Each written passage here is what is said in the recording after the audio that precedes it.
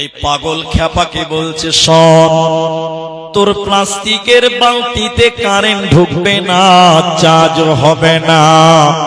দোকানের প্লাস্টিকে ব্যাটারিতে কারেন্ট ঢুকবে কেন? এই দুটির মধ্যে বিরাট তফাৎ আছে। তফাৎটা কি শুনে নাও। ব্যাটারির ভিতরে এসিড আছে, তামা আছে, পানি আছে, অ্যালুমিনিয়াম আছে, রবার আছে, মানে ইঞ্জিল আছে।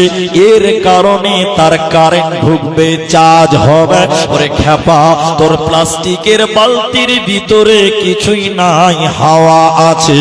কিয়ামত পর্যন্ত তার লাগিয়ে রাখলেও কারেন্ট ঢুকবে না।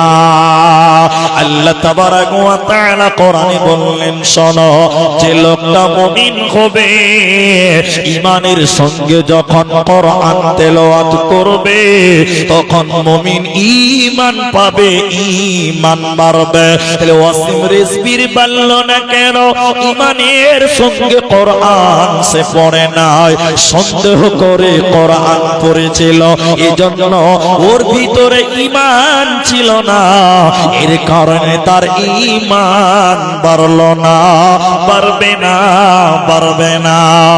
আল্লাহ তাবারাক ওয়া তাআলা বলেন, এই কোরআন তোমরা তেলাওয়াত করো, এই কোরআন তোমাদের কামিয়াব বানাবে।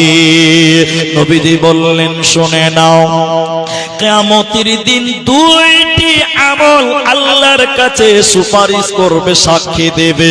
ওই দুইটির ভিতরে একটির নাম কোরআন। কোরআন কিয়ামতের দিন আল্লাহকে বলবেন, আল্লাহ, তোমার এই অমুক বান্দা কষ্ট করতো, কাম করতো, মনীষ কাটতো, ধান কাটতো, এরপরেও সুযোগ পেলেই কোরআন তেলাওয়াত করেছিল। যখন সময় পেত কোরআন তেলাওয়াত করত। আল্লাহ, তুমি আমার সাক্ষী গ্রহণ করো। আল্লাহ কোরআনের সাক্ষী গ্রহণ করবে, আর এর উপরে আল্লাহ তাকে জান্নাতে দেবে। এজন্য মুসলমান, এই কোরআন তোমাকে কামিয়াব বানাবে ইহকালে, এই কোরআন তোমাকে কামিয়াব বানাবে পরকালে। এরই নাম কোরআন। যদি কোরআন হাদিস না মানি জীবনে, কি হবে গবরি তোর পরে, কি হবে গবরি তোর পরে। চার মাযহাব কে ফরজ নেছি, এক মাযহাবের আমল করেছি। কোরআন হাদিসের দিকে দেখিনি তো ফিরে, কি হবে গবরি তোর পরে।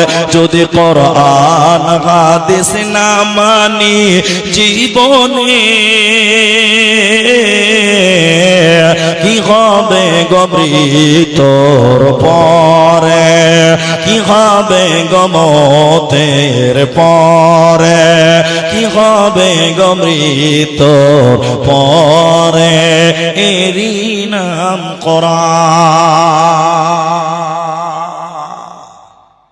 আল্লাহ বলছেন সূরা বাকারা, বার করেন মোবাইলে, সূরা বাকারা, সূরা নাম্বার 2, পারা নাম্বার 2, রুকু নাম্বার 21, লাইন নাম্বার 12 বা বড় কোরআন আয়াত নাম্বার 177 এর মাঝখানে আল্লাহ বলেন, ওয়াল কিতাব। এটা একের অধিক দ্বিবচন শব্দ। আল্লাহ বলেন, আমার যত কিতাব আছে ওই কিতাবগুলির উপরে তোমাদের ঈমান রাখতে হবে। আমি বুঝার জন্য এক বচন বলছি, ওয়াল কিতাব পামানা ওয়াল কোরআন। আমার কোরআনের উপরে তোমাদের ঈমান রাখতে হবে। যে লোকটা কোরআনকে বিশ্বাস করে না, যে লোকটা কোরআনকে সন্দেহ করবে ওই লোক কোনোদিন মুসলমান হতে পারে না, পারে না, পারে না। আল্লাহ বলেন এই কিতাবের উপরে তোমাদের ঈমান রাখতে হবে। সবটি লোক বলেন আমার দিকে তাকিয়ে, সবাই বলবেন এটার নাম ঈমান। আচ্ছা, এই কোরআনে কোনো ভুল আছে? যদি মুখ বন্ধ রাখেন তার মানে ভুল আছে, তার মানে আপনার ঈমান নাই। জোরে বলুন, এই কিতাবে কোনো ভুল আছে? এটার নাম ঈমান। এই কিতাব যা বলে ঠিক বলে, এই কিতাবে কোনো ভুল। কিন্তু মক্কার মুশরিকেরা, মুজরিমেরা, তারা বলতো এই কোরআনটা আল্লাহর নয়, এই কিতাবটা নবী মুহাম্মদুর রাসূলুল্লাহ সাল্লাল্লাহু আলাইহি সাল্লাম বানিয়েছে। আচ্ছা আপনারা বলেন, সবটি লোক বলেন, এরকম কোরআন মানুষের দ্বারা বানানো সম্ভব না অসম্ভব? অসম্ভব। কিন্তু তারা বলতে এটা কবিতার বই, এটা নবী বানিয়েছে। এজন্য মক্কার কাফেরেরা, মুশরিকেরা নবীকে কবি বলেছিল। কবি, কবি, কবি। বুঝার জন্য আপনাকে বলি, আমার দিকে তাকান, কেউ নজর করবেন না। আপনারা কবি নজরুলের নাম শুনেছেন, হ্যাঁ কিনা বলেন? রবীন্দ্রনাথ চেনেন কিনা? পড়েছেন কি পড়েননি? ধীরেন্দ্রনাথ, এদেরকে কবি বলে। আর কবিতা কাকে বলে? আতা গাছে তোতা পাখি ডালিম গাছে। মাশাআল্লাহ, আমার চেয়ে তো আপনারাই ভালো জানেন। তাহলে ওগুলোকে বলে কবি, আর একে বলে কবিতা। সবাই বলুন এটাকে কি বলে? কবিতা। নবীকে কবি বলেছিল আর কোরআনকে কবিতা বলেছিল মক্কার মুশরিকেরা। কেন? আপনি আমার দিকে তাকান, তাহলে আপনাকে বুঝাতে পারবো। একটু বলবেন আমার সঙ্গে, এটা কবিতা কি করে হলো? এদিকে দেখেন, সবাই জানেন, তারপরও বলবেন কোরআন কবিতা দেখে, কবিতা দেখা। ইন্না আ'তাইনাকাল কাউসার। আরবি শেষের অক্ষরটা কি আছে? র। র, মাশাআল্লাহ। আলিফ বের শেষের অক্ষরটা কি বললাম? এটা র। র বলুন, র। 2 নম্বর আয়াত পড়েন, ফাসাল্লি লিরাব্বিকা ওয়ানহার। শেষের অক্ষর কি আছে? সবাই বলেন কি আছে? র। 3 নম্বর আয়াত পড়েন, ইন্না শানিয়াকা হুয়াল আবতার। শেষে কি আছে? র। বলুন সুবহানাল্লাহ। কত সুন্দর মিল খালি দেখলেন। আমি আরেকটু বলি, আমি কিন্তু হাফেজ না। ওয়াশ-শামসি ওয়া দুহাহা ওয়াল কমারি ইযা তালাহা ওয়ান নাহারি ইযা জাল্লাহা ওয়াল লাইলি ইযা ইয়াগশাহা ওয়াস সামাই ওয়া মা বানাহা ওয়াল আরদি ওয়া মা তাহাহা। সবশেষে হা হা হা। এত সুন্দর মিল। মক্কার কাফেররা বলেছিল এটা কবিতা। এটা কবিতা লিখেছে কে? না নবী মুহাম্মদ। এই জন্য নবীকে তারা কবি বলেছিল, নবীকে তারা কবি বলেছিল, আর কোরআনকে কবিতা বলেছিল। ওরা বলেছিল এটা আল্লাহর কালাম নয়, এটা নবী মুহাম্মদ বাড়িতে বসে বসে বসে বসে বসে বসে বানিয়েছে। আল্লাহ ওদেরকে চ্যালেঞ্জ দিয়ে কোরআনে আয়াত নাজিল করেছে। আল্লাহ ওদেরকে চ্যালেঞ্জ দিয়ে কোরআনে আয়াত নাজিল করলেন, ওরে মুশরিকের দল, ও মুজরিমের দল, কাফের ফুজ্জারের দল, যদি তোমরা বলো এটা নবী বাড়িতে বসে বসে বানিয়েছে, তাহলে আমি আল্লাহ তোমাদেরকে বললাম নবীজি মানুষ, তোমরাও মানুষ, নবীজিও মানুষ, তোমরাও মানুষ। পার্থক্য তার কাছে ওহী নাজিল হয়, তোমাদের কাছে হয় না। তাহলে নবীজি একজন মানুষ, তোমরাও তো মানুষ। যদি তোমরা দাবি করো নবীজি মানুষ এই কোরআন বানাতে পেরেছে, তাহলে আমি আল্লাহ বলি রে বেঈমানের দল, তাহলে তোরা কেন এই কোরআনের মতন একটা কিতাব বানাতে পারিস না? আল্লাহ বলেন ওয়া ইন কুনতুম ফি রাইবিন মিম্মা নাযালনা আলা আবদিনা ফাতু বিসূরাতিন মিন মিথলিহি ওয়াদউ শুহাদা। আল্লাহ বলেন মুশরিকেরা যদি তোমরা বড় নবী বানিয়েছে, আমি আল্লাহ বলি তাহলে তোরাও একটা কিতাব বানিয়ে দেখাও। 114টা সূরা বানাতে হবে না, 30 পারা কোরআন বানাতে হবে না, একটা আয়াত একটা সূরা তোরা বানিয়ে দেখাও। ইন কুনতুম সাদিকিন, যদি তোমরা প্রকৃত সত্য হয়ে থাকো। পৃথিবীর কেউ কোরআন বানাতে পারে না, ভবিষ্যতে কেউ পারবে না, এরই নাম কোরআন। আল্লাহ তাবারাক ওয়া তাআলা বলেন ওয়াল কিতাব, আমার কিতাবের উপরে কোরআনের উপরে তোদের ঈমান রাখতে হবে। এই কিতাব পড়লে নেকি হবে। কি হবে বলেন? সবটি লোক বলেন কি হবে? নেকি হবে। এটাকে জমা রাখলাম কথাটাকে, নেকি হবে। এখন যেটা জিজ্ঞাসা করবো উত্তর দেন। আপনাদের পাড়াতে, আপনাদের এলাকাতে, আপনাদের জেলাতে, আপনার অঞ্চলে বলেন, এখানে অনেক মানুষ আপনারা বলেন, অনেক জায়গাতে লেখা থাকে 786।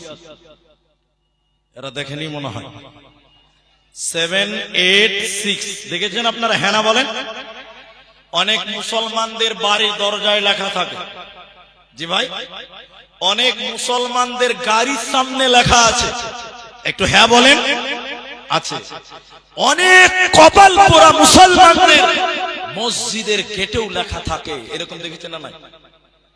আহারে, পেছনের লোক কথা বলেন, আপনারা দেখেননি ভাই? আল্লাহ। তাহলে একটা মজার কথা, 1 মিনিটও লাগবে না।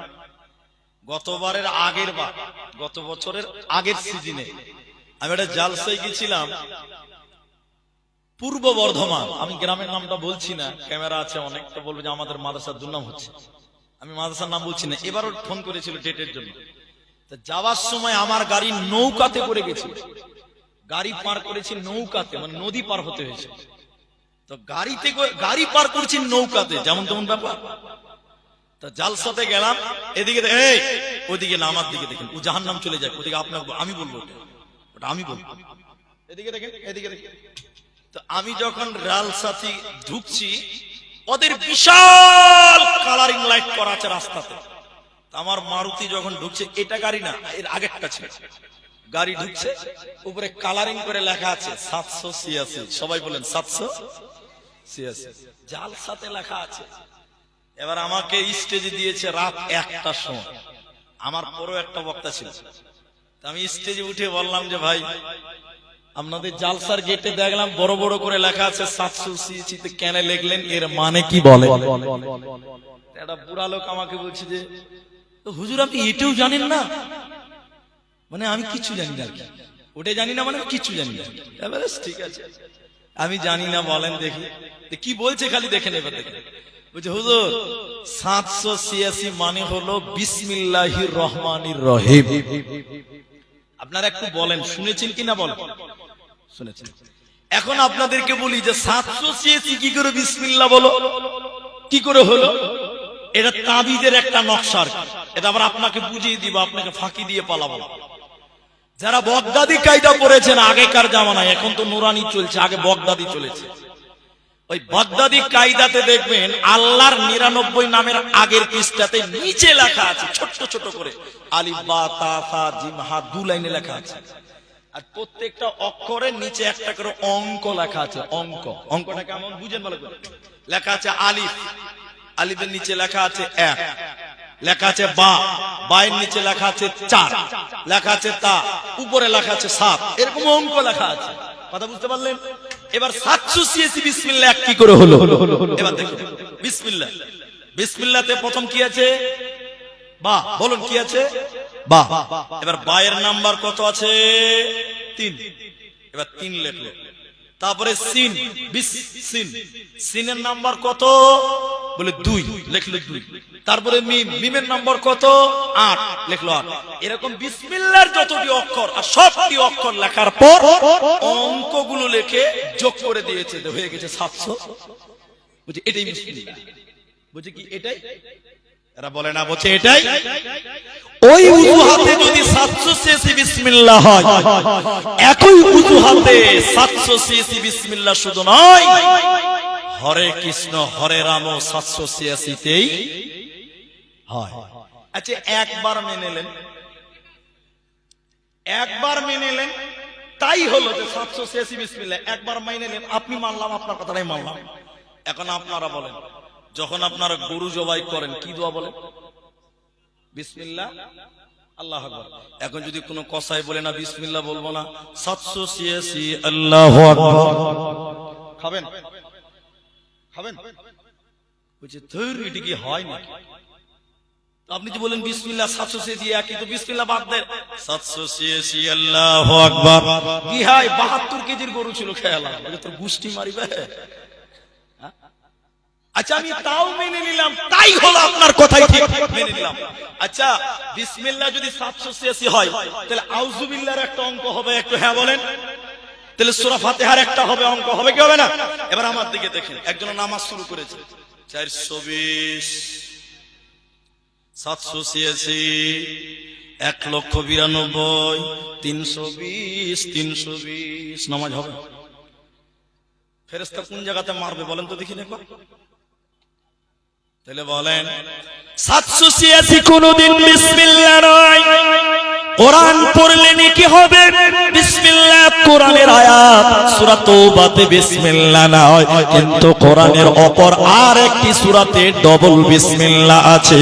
তাহলে বিসমিল্লাহ পড়লে নাকি হবে, আর 786 বললে গুনাহ হবে, কোরআনকে অপমান করা হবে। আল্লাহর নবী বলেন কোরআনের প্রতিটি অক্ষরে অক্ষরে 10 করে নেকি পাওয়া যাবে। অতএব বিসমিল্লাহ বললে নেকি হবে, আর 786 বললে কোনো নেকি কিন্তু হবে না।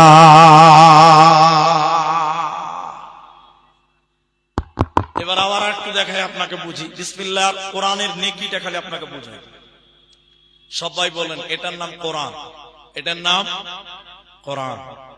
আচ্ছা এটাকে আপাতত মাইনাস রাখলাম, এটা রেখে দিন, একটা সাদা কাগজ দেন, ওইটা দেন, হ্যাঁ ওইটা দেন, এটা দেন। আমি আপনাকে দেখাচ্ছি, এদিকে দেখেন, এটা একটা কিতাব, এটা একটা কিতাব, বুঝার জন্য বলছি, এটা একটা কিতাব। কিতাবটা নিয়ে আনা হয়েছে লন্ডন থেকে। কিতাবের দাম হলো 1.5 লক্ষ টাকা দাম। একটু মুখ খুলবেন। এই 1.5 লক্ষ টাকা দামি কিতাব সারাদিন পড়ছে। আচ্ছা আপনারা বলেন জ্ঞান বাড়বে, গ্যারান্টি দেওয়া যাবে? সবাই বলেন যাবে? যাবে না, কারণ বহুত বই পড়ে আর মানুষ পাগলা হচ্ছে, জ্ঞান হারা হচ্ছে। তাহলে এই কিতাবে জ্ঞান বাড়বে এর কোনো নিশ্চয়তা নেই। কিন্তু বলেন সারা দিন পড়লেন 1.5 লাখ টাকা দামি কিতাব, একটা নেকি পাওয়া যাবে? বলেন বলেন বলেন, একটু নেকি, এক চিন নেকি, একটু নেকি পাওয়া যাবে না। এবার কোরআন, এবার আপনাকে আবার বলবো, এটা কোরআন। আচ্ছা বলেন কোরআন পড়লে জ্ঞান বাড়ে না কমে? সবাই বলেন বাড়ে না কমে? বাড়ে। এই জন্য দেখবেন মাদ্রাসার ছাত্রদের একটু চালাক বেশি হয়। আমি ঠিক বলছি না ভুল বলছি? এটা স্কুলের মাঠ, আমাকে কেউ দুঃখ নেবেন না আমার কথা, আমি কোনো বাচ্চাকে অপমান করিনি, কোন শিক্ষাকে অপমান করিনি, তওবা করে নিচ্ছি, কান ধরে উঠবোস করে যাব তাও ভালো। আমি খালি বুঝার জন্য বলছি, বর্তমান প্রেক্ষাপটে মাদ্রাসার ছাত্র স্কুলের বাচ্চাদের চেয়ে একটু চালাক বেশি হয়। ঠিক বলছি না নাই বলেন? কেন হয় বলেন তো? ওরা পরে কি? সবাই বলেন। বুঝার জন্য আপনাকে এক্সাম্পল দিচ্ছি, খুব ভালো করে বুঝেন, বেশি বেড়ে যাবেন না। এই মাঠে একটা প্রতিযোগিতা হচ্ছে, প্রতিযোগিতা। একদিকে আছে স্কুলের বাচ্চা, আরেকদিকে আছে মাদ্রাসার বাচ্চা, আপনাদের হিফজুল কোরআন মাদ্রাসা। এদিকে স্কুলের বাচ্চা আর ওদিকে মাদ্রাসার বাচ্চা, প্রতিযোগিতা হচ্ছে। আমরা 4টা মাস্টার 4টা মুলবিতে প্রতিযোগিতা নিলাম। কি? একটা 2 বিঘা জায়গার পুকুর আছে। কত বিঘা বললাম? পানি ভর্তি হয়ে আছে। এখন স্কুলের বাচ্চাদেরকে বললাম, এই বাবু এই 2 বিঘার পুকুরে যতটা পানি আছে একটা বালতিতে ভরতে হবে। এই বাচ্চারা, স্কুলের বাচ্চা, তোমরা বলো এই পানিগুলো একটা বালতিতে ভরতে পারবে? স্কুলের বাচ্চাগুলো গাল চুলকেছে, এটা কি সম্ভব? 2 বিঘা পুকুর, কত বড়, এই পানি কি আর ভরা সম্ভব? বাচ্চাগুলো গাল চুলকেছে। মাস্টার বলছে কিরে তোরা পারবি না? বলছে না স্যার এটা সম্ভবই নয়। তখন বলছে মাদ্রাসা ছাত্রগুলোকে, যেগুলো পরের বাড়িতে খায় আর ওই বাচ্চাদেরকে বলছে, এই এই এই তালবিলে 2 বিঘা জায়গার পুকুরে পানি ভর্তি হয়ে আছে, একটা বালতিতে ভরতে হবে, তোরা ভরতে পারবি? একটা ছেলে বলছে, হুজুর এ তো মেরা বাহাত কি খেল है। এটা কোনো ব্যাপার হলো? বড় বড় করে দেখছে যে ব্যাপার হলো মানে আবার কোন বুদ্ধি পাকালের ভাই, কি করে ভরবি তুই 2 বিঘার পানি? বলছে হুজুর পুকুর কয় বিঘা? বলে 2 বিঘা। বালতি আমি 4 বিঘা সমান বানাবো। বলেন সম্ভব না অসম্ভব? সবাই বলেন।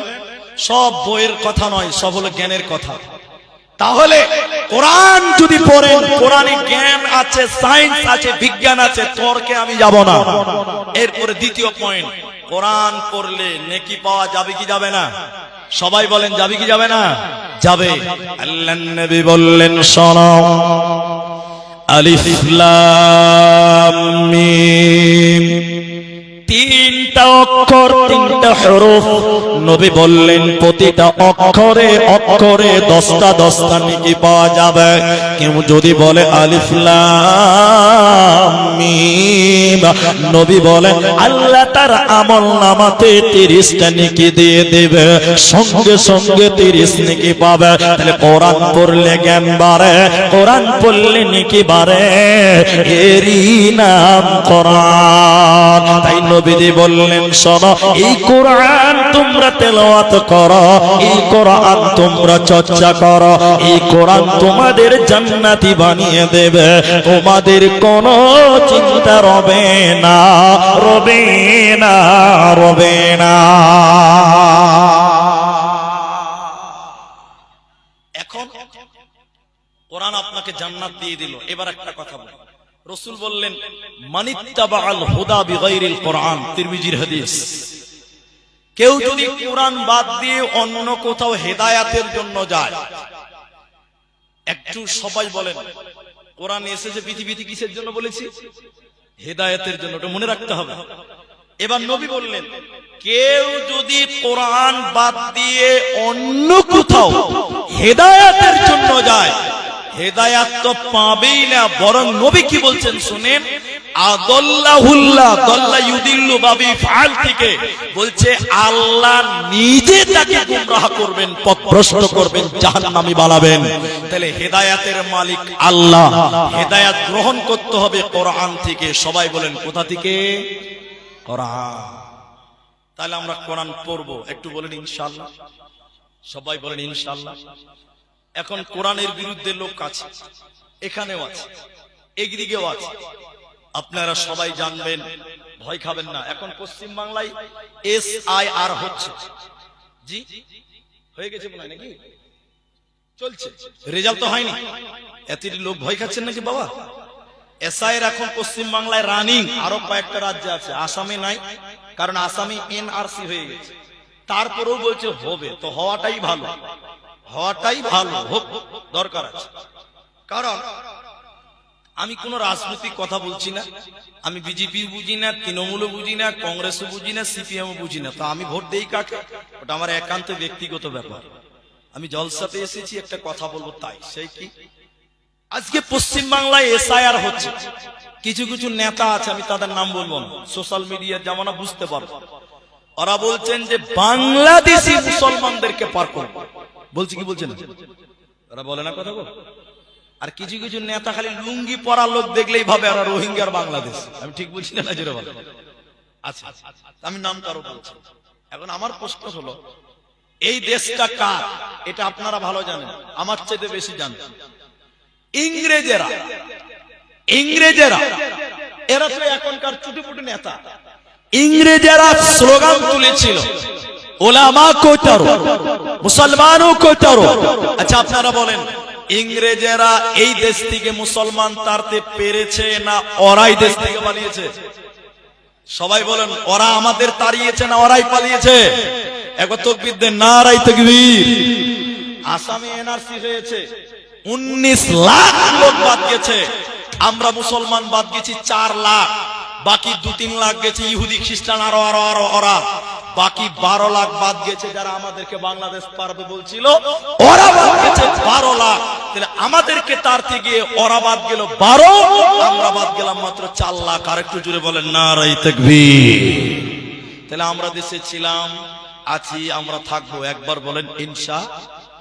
তো ইংরেজেরা অনেক চেষ্টা করেছিল, পারে না। তখন তারা আলোচনা করলো যে মুসলিমদের সঙ্গে লড়াই করে পারি না কেন। তখন তারা বলেছিল মুসলমানদের কাছে যতদিন কোরআন থাকবে অতদিন মুসলমানদেরকে বেকানো যাবে না। তখন তারা বলেছিল কোরআন কিনো, পুড়িয়ে দাও, জ্বালিয়ে দাও, ছাড় খাড় করে দাও। যেদিন মুসলমানদের কাছে কোরআন থাকবে না, মুসলমান এমনিতেই গোমরা হবে, পথভ্রষ্ট হবে, এমনিতেই পাপিষ্ট হবে, আল্লাহ আযাব দিবে, আল্লাহ গজব দিবে। এই জন্য তারা বলছিল কোরআন কিনো, পুড়িয়ে দাও, জ্বালিয়ে দাও। আচ্ছা বলেন, মুসলমানদের কোরআনকে থামানো যাবে? সবাই বলেন না। এই গ্রামটার নাম ধরমপুর, মাদ্রাসার নাম কি? তাহফিজুল কোরআন। তাহফিজুল কোরআন। এবার আপনাকে বলি, ইংরেজদের একটা লোক বেঈমান, বেঈমান আমার মতন লম্বা পাঞ্জাবি পড়েছে, লম্বা দাড়ি আর টুপি লাগিয়েছে, আসলে কিন্তু লোকটা মুলবি লয়, মুলবির মতন দেখতে। কথা কি বুঝতে পারলেন? টুপি আর দাড়ি পরলেই ভাববেন না যে মুসলমান। এতেও গন্ডগোল বর্তমান চলছে, ঠিক বলছি না? জোরে বলেন, চলছে। এখন এইটুকু বানিয়ে বলছি, আমি বানিয়ে বললাম। এই গ্রামে এসেছে ওই লোকটা, কে? যে ডুপ্লিকেট মুলবি।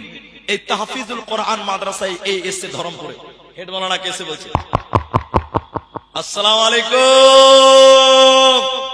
হেড মাওলানা বলছে ওয়ালাইকুম সালাম। কে? কইছে হুজুর আপনাদের মাদ্রাসায় কোরআন আছে? আচ্ছা, আমি যদি জিজ্ঞাসা করি এই ভাইকে যে ভাই তোমাদের মাদ্রাসায় কোরআন আছে, তখন বলবে তাহলে আপনার মাথায় কি গোবর আছে?